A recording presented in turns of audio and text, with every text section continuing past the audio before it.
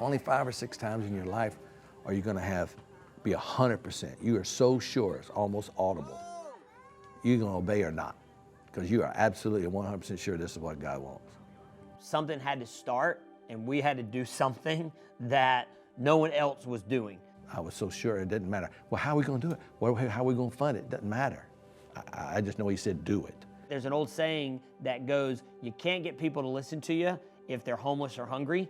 So the first thing we try to do is figure out someone's major need, find a solution for that. When we started Hope Global as an organization, we didn't have a building, we didn't have staff, we didn't have places to be, so we just started building relationships. I fell in love with this community and began to see the needs. There was a lot going on here. We plotted every crime in the city of Newnan for about 4 years. Every crime, dotted it on the map. And if you looked at the map, each crime was a different color, and you put it on top of each other. There's this baseball-sized spot that was just solid color, and it's called chalk level. And I said, somebody's got to do something. We ought to be able to do that. Multiple mothers, without being in the same room, told me the same thing. I just want a safe place for my kids to go and have fun. To be able to see how we went from an idea, a dream, and then really seeing the reality kind of unfold in just a short period of time. Put up a sign, came in here, build some games, put new flooring, new ceiling, everything in here, and opened the Hope Center. Once we decided to go full-time, we were able to bring on interns and then some full-time staff. We started to see a huge change. Their lives are changing. Their vocabulary is changing. Their behavior's changing. Their grades are changing.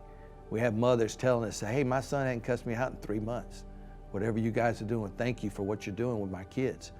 We're seeing them change. We started taking adventures and teaching them skills and doing those things, and then which led to us realizing the need of affordable housing. So we started doing all these different projects on homes, and then we started building new homes and rehabbing new homes and getting people to a safe place. The real issue is these kids don't have any hope. They don't have any hope that their life can be better, that their life can be any different. These kids don't believe that their dreams can actually become a reality. They don't believe their life can be any different than it already is. That's why we call it the Hope Center. Well, I can tell you this for sure, that my father and I were committed to this. We're committed to do things that have never been done before, and we believe that we can help change lives by helping them become agents of change themselves, and we want you to be a part.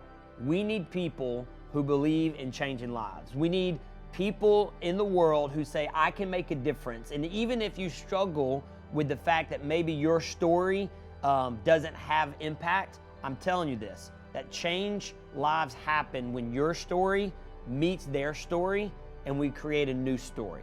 A story of hope, a story of empowerment. No matter how you act, no matter what you do, no matter what you say, we're gonna love you anyway.